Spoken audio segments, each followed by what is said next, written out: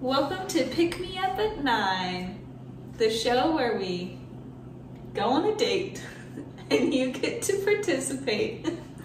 Throughout the show, we're going to have different segments. We'll be talking about life and having just some general chit chat as a couple. Then we'll do a type of date activity. Then we'll have a pop culture discussion, usually on a TV series or a book that we may be reading, something for you to enjoy. There will be spoilers while we talk about things, so we'll give you warnings about what it is that we're going to be talking about. And at the end of every episode, we'll have an artistic wrap-up where we share poetry or music. We're both musicians. And with that, we can kind of introduce ourselves a little bit. If you want to start. Sure. So my name is Tessa, and I'm a young mom right now. That's my phase of life. I did go to college and got a degree in music, but kind of just focusing on being a stay-at-home right now. Stay-at-home mom right now, but it's a lot of fun. Yeah. I'm Devin, and I am currently in my last semester of school. I'm going to school for fisheries, range, and wildlife management, and I'm a dad, a husband, I'm a poet, and a Renaissance man, which basically just means that I have an unlimited number of hobbies and I can't make up my mind. And yeah, super excited to begin this podcast. Basically, what we had talked about with this show and podcast is that people just don't know how to have conversations a lot of the times anymore, and in dating culture, there's a lot of isolation right now, and barriers because of technology. There's not as much of that quality time spent together, so we kind of wanted to encourage our viewers to spend that quality time together and have conversations, whether you're dating, you're married, or just building friendships, any phase of life. Because we are parents of young kids, it can be hard to do the typical dates, but we can still do fun things together, even if it's just here at home while the kids are asleep. So. I mean, Tessa, love conversation. That's one of our greatest qualities, in my opinion, is that we have a lot of really great conversations, and maybe that's biased because it's my relationship, but I feel it's something that we can share with the world. And of course, we invite you to try some of the things that we're doing for activities, and maybe you can take some of the conversations that we have throughout the duration of each episode of podcast that we release, and you could try that in your own relationships or with your friends, however you'd like to do that. And of course, if we can make money while having fun as a couple, we would love to do that. So hence the beginning of a fun new adventure for us in this podcast.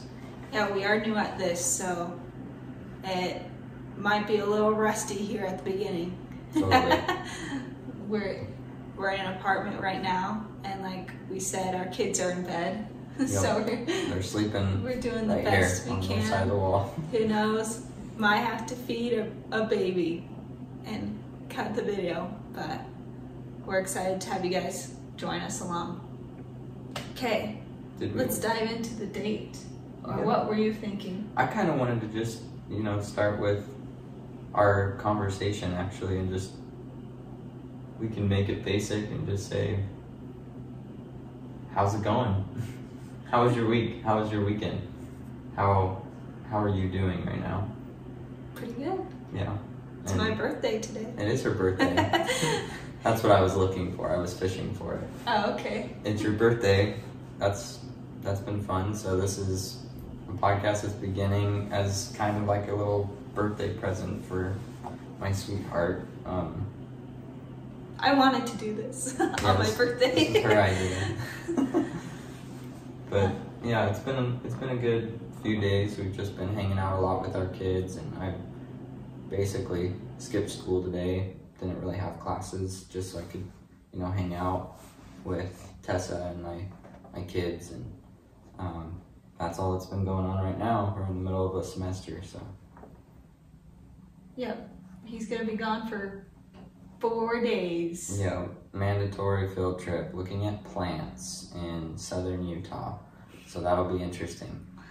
So I'll be here alone with the kids. Yeah, it's gonna be really rough. Don't have a lot of friends here right now because we moved down for our last semester, and Devin had to wait an entire year in order to finish his last semester. So a lot of the people we did know are gone. Yeah. So it's just kind of a weird transitioning time, and who knows where we'll end up after he graduates. Yeah, it's just been a weird track system.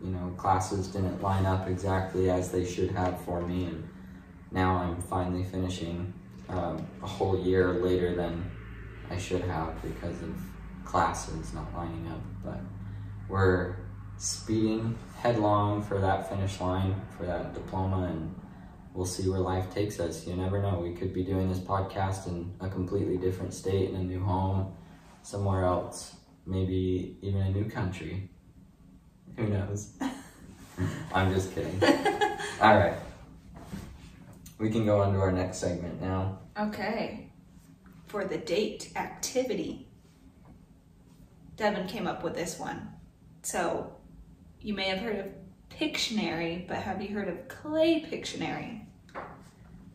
Basically the same thing, just with clay.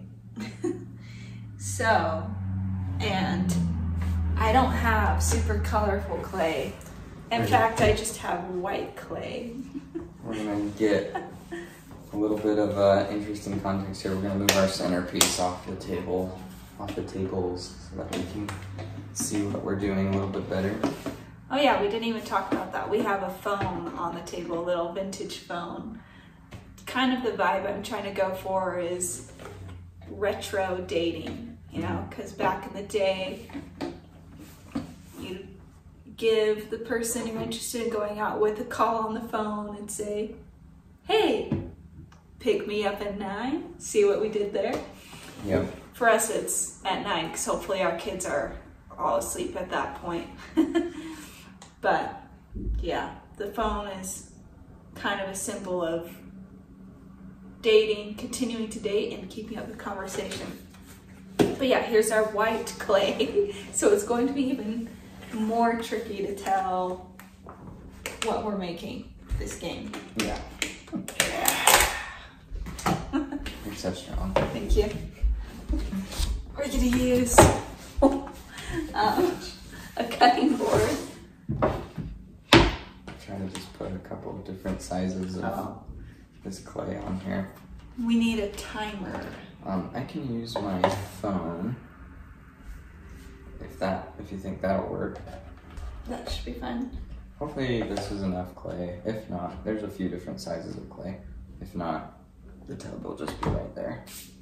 All right. And I have a list. Of wipes actually, so I Yeah. can touch my phone. This clay is messy, and as parents, of course, the way that we are going to clean that up is probably just with some baby wipes. I use baby wipes for everything. It's not very fancy right now. That will improve, I'm sure. So I just have a list of our Pictionary words that I found online. Do you want to sculpt first, or do you want to guess first? I'll sculpt. Sculpt. Do we want to do That 60 feels good in my seconds? mouth. Sure. Just 1 minute? Okay. Timer is set, but not going. Oh, so I guess I need to look at a word. Yeah, you would need to look at a word. I'm trying to guess. Okay. Are we doing categories or There's just a list here. random stuff? Cool. I like it. More challenge. Are we starting the timer? Oh, you gotta pick your word and then you tell me when. Okay. You got your word? Yes. Okay. Ready, set, go. Okay. Clay.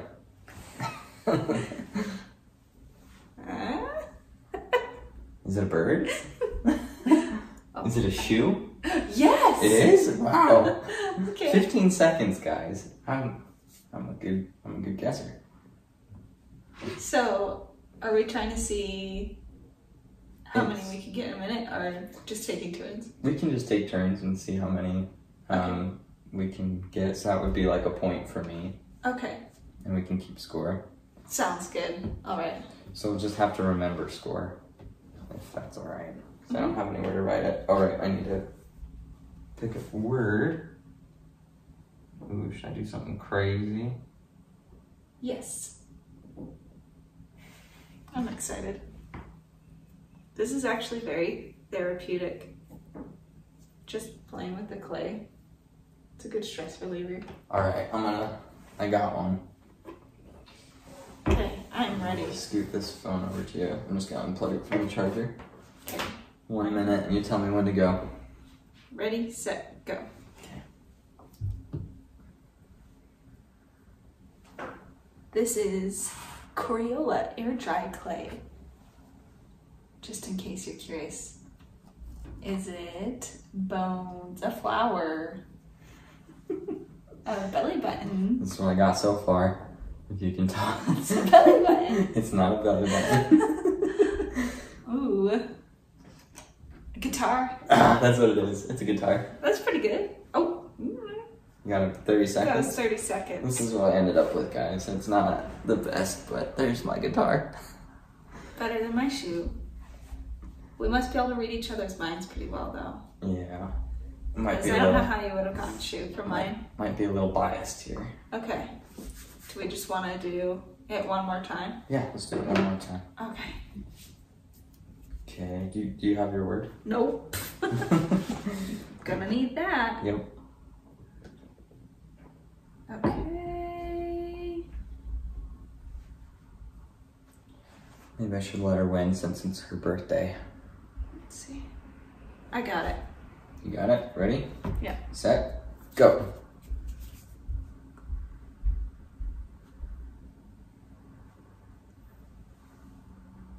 Is it a pear? That's a good guess. It's a good guess. Is it a cherry? No. A teardrop.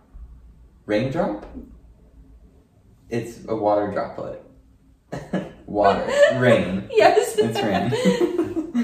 Okay. Awesome. Got it. So pretty easy. I think this clay cost $6 at Walmart. Air dry clay. It's good clay. I originally got it because I saw this chick on Instagram make little tea light covers. She made little ghosts. She there's my ghost. And then put it over tea lights, and she made holes for the eyes on the ghost. Maybe we'll do that another time. But pretty cute. So go get that at your Walmart. $6 dates. Dates do not have to be expensive. No, they don't. They could even just be words or good conversation. We end up doing that a lot of nights, actually. We just get talking and we're like, oh, time for bed. Yep. So, this section I'm excited about. Oh, I'm so excited for this. Pop culture. But with the pop culture section, what we'll be doing, as Devin mentioned earlier, is talking about a book or a show or a movie that we've been watching together as a couple. So if you guys want, you are welcome to watch or read some of these same things that we are. But we just finished rewatching all of the Stranger Things. We have seen it before, but then we had heard that they were coming out with a new season, and it was 2025 originally, and then we heard it was in 2024, and now I don't know when they're doing it. Yeah, who knows? There's been some stuff, I'm sure, if you're a Stranger Things fan, that you've heard that there's been some stuff going on with some of the actors and maybe some actresses, but there's some stuff going on, and And had just the some writing issues. strikes that have been going on. Yeah, a lot of writing strikes, which of course, is a whole other conversation. Because there's both sides of that argument, but yeah, it is delaying the coming out of the new Stranger Things episodes. So we were trying to prepare ourselves for that. Sad day. It's not going to be out anytime soon. Yeah. Maybe they'll surprise us. Who knows? That would actually be pretty cool if it did end up coming out this new year. We'll see. But if you haven't watched all of the Stranger Things, you're going to want to skip this part of the segment because we're going to be talking about some theories and just mainly one particular one because there's so many theories you can talk about with Stranger Things. So, with that said, we wanted to talk about Papa because Dr. Brenner. I just always say Papa. Papa? We just watched Charlie and the Chocolate Factory. So I was thinking of when Willy Wonka's like, Papa? Oh yeah, that's a good one too. Which I want to do theories on that too. We should do theories on Charlie and the Chocolate Factory. There's some good ones out there. Some of them are kind of almost all of them are well known, but they're no less fun to talk about anyways. Maybe we'll do that for the next episode. We'll see. Anyways, talking about Papa, Daddy-O Brenner. Dr. Brenner. Yeah. Do they ever say his first name? I don't know. I don't think they do. Okay. It's just Papa or Dr. Brenner. Okay. Or that man. The bad man. The bad man, yeah. Our main theory that we've been trying to pay attention to in the show is, does Dr. Brenner have superpowers, right? Because Elle thought he was dead. Several times. The fact that he didn't die in the massacre at Hawkins' lab with one.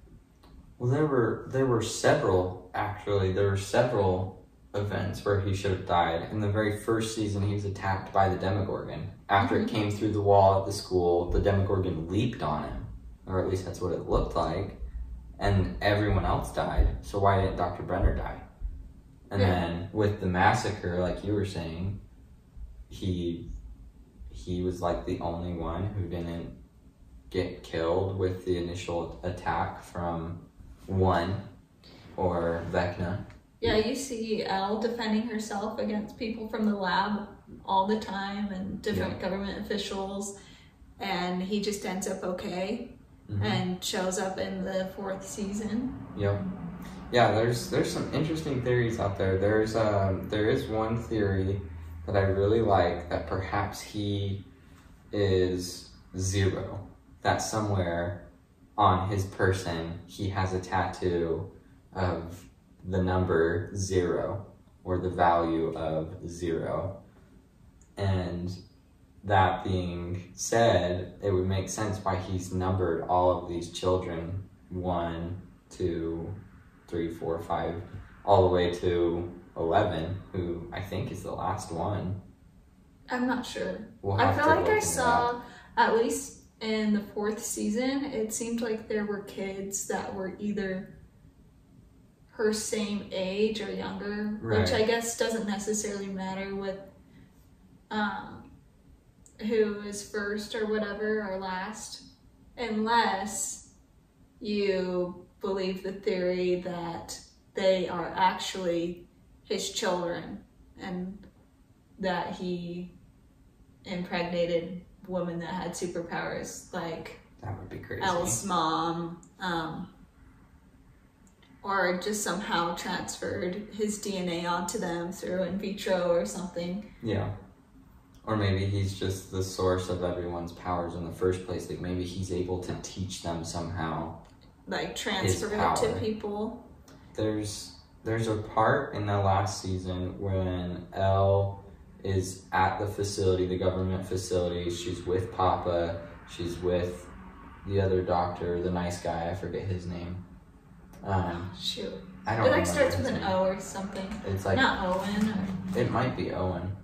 Yeah. Anyways, yeah, he walks up to her after she just like murdered. She just kind of had like that surge of power. It just came back. She murdered like 3 or 4 guards. Yeah, that's the part where I really was like, okay, something's happening right here. Yeah, he walks up and she like tries to attack him, and he says, "You didn't think it'd be that easy, did you?"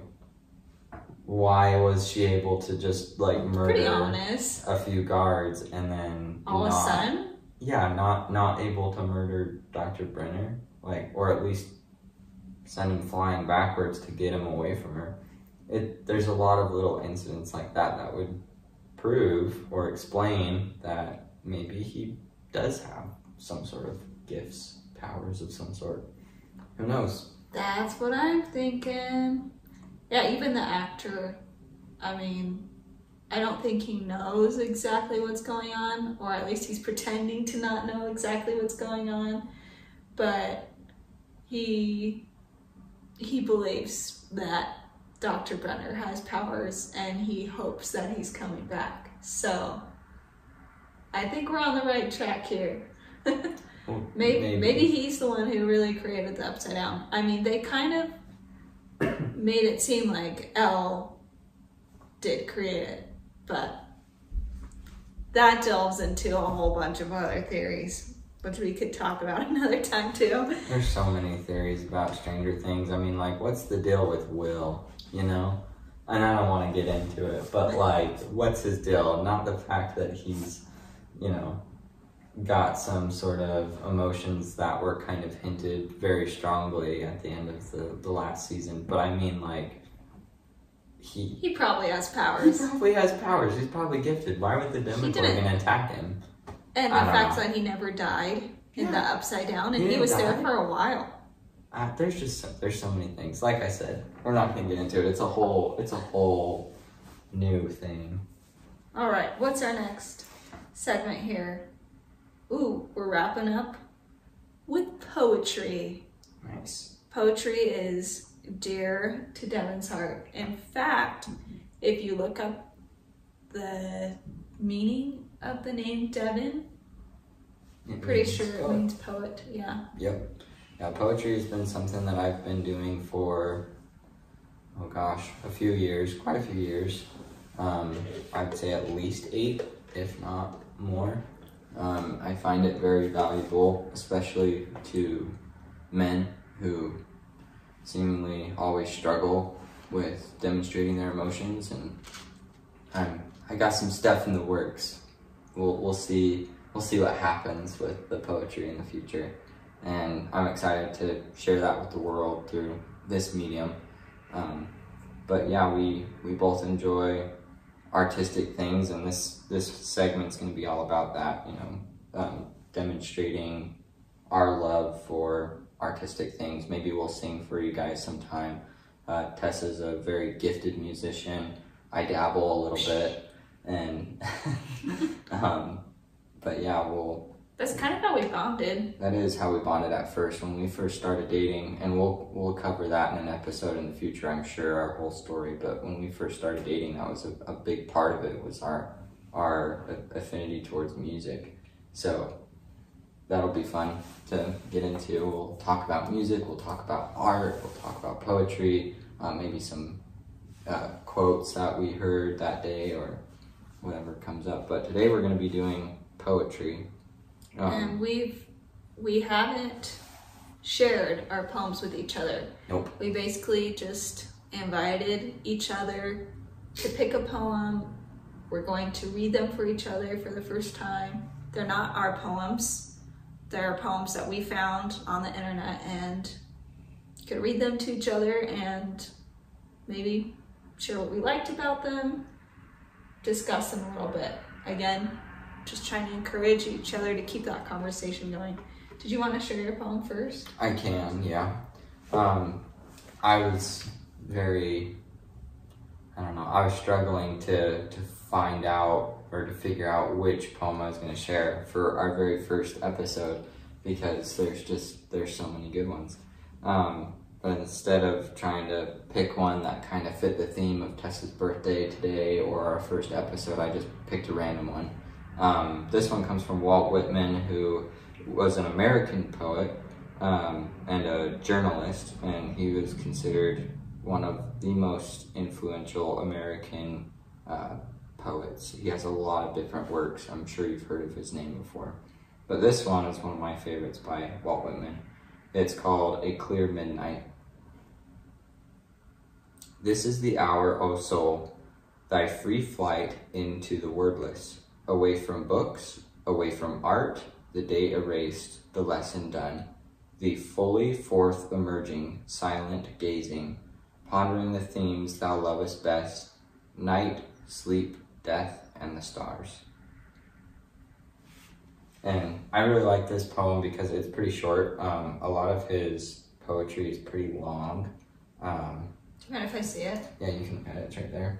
But the imagery that he casts about this nighttime scene through the use of his words is very appealing to me. A lot of poetry has rhyming things. I'm sure you'll notice that.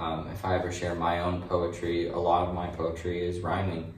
And poetry doesn't have to be rhyming. There are many different forms of poetry, and Walt Whitman does just such a great job at putting these words together in a way to kind of make you see what he sees. So that's my poem. I like that one. That was very relaxing. Yeah.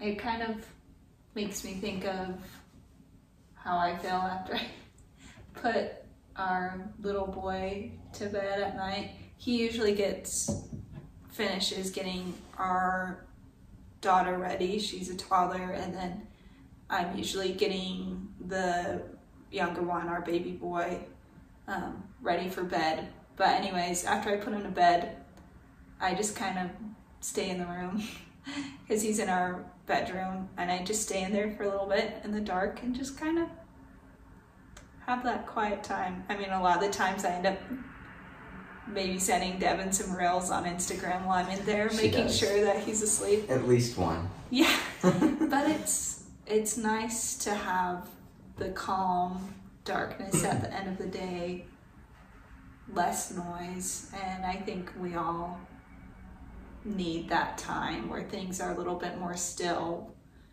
whether there's just less of one of those senses going on, I guess. So for me, sometimes just being in the dark, quiet, really helps me. That's a good relax. point. It makes me think of a quote, and I hadn't prepared this obviously, but there's a man that I met a long time ago. His name's Myron.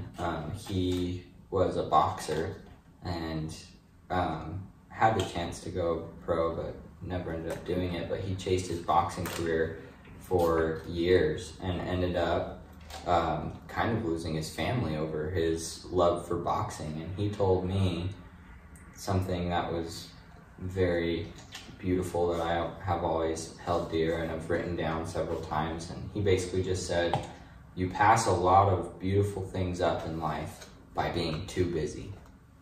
And that quote has stuck with me. And he kind of emphasized different parts of it and explained a little bit further in detail that, you know, once you teach yourself to just slow down and be in the moment and to think about what matters most, and find those little times that you can slow down and think about stuff, your life kind of tends to be more peaceful and happy. It's just what came to my mind as you were sharing that. Thanks for sharing that. That actually is pretty similar to the poem that I picked. Just as far as like slowing down and not being so busy and caught up in the routine all the time. I searched poems about talking to each other and I found one by Robert Frost, who was like the poet that everyone thinks about, right? At least in the Western world, that's If what a not- lot of us think about. If not Edgar Allan Poe, Robert Robert Frost. It's called A Time to Talk. And it goes, when a friend calls to me from the road and slows his horse to a meaning walk, I don't stand still and look around on all the hills I haven't hoed and shout from where I am, what is it? No, not as there is a time to talk. I thrust my hoe in the mellow ground, blade end up and 5 feet tall, and plod. I go up to the stone wall for a friendly visit. So this one kind of tugs at my heartstrings a little bit because I feel like I'm really guilty of telling myself that I don't have the time to just talk to someone or visit with someone or even acknowledge them. Like, how many times have you been at the grocery store and you see someone and you have that internal conflict where you're like, should I say hi to them? Or do I want to go to another aisle so that I don't have to waste my time? I don't know. Maybe I'm the only one who has those thoughts, but basically that's what this poem is about. I mean, it seems pretty clear to me. Of course, we can interpret poetry in our own words, but it's literally called A Time to Talk. And isn't it our relationships and connecting each other what's important in life rather than our to-do list? That's a good one. Yeah, Good I really thought. like it. Yeah, I definitely am guilty of that. I think for me, instead of it's like, I don't want to waste my time, I don't really find my time very important. It's more like, I really don't want to waste their time. They probably That's true. They probably don't want me to come up to them. I'm going to make them feel awkward by me coming up to them and talking to them. But yeah, I can relate to that for sure. It's a balance because, of course, we want to value each other's time, and people are busy. They're trying to make a living and whatnot, but at the end of the day, it's not our jobs or our hurrying and hustling about that's gonna matter in the end. We're gonna miss those conversations and those connections. Yeah. Did you have anything else you wanted to add? No, that was great. Okay. Well, we hope you guys enjoyed coming out with us on our date, being a third wheel. And we looked forward to many more dates in the future. And have fun and keep the conversation going. I'll see you later. See ya.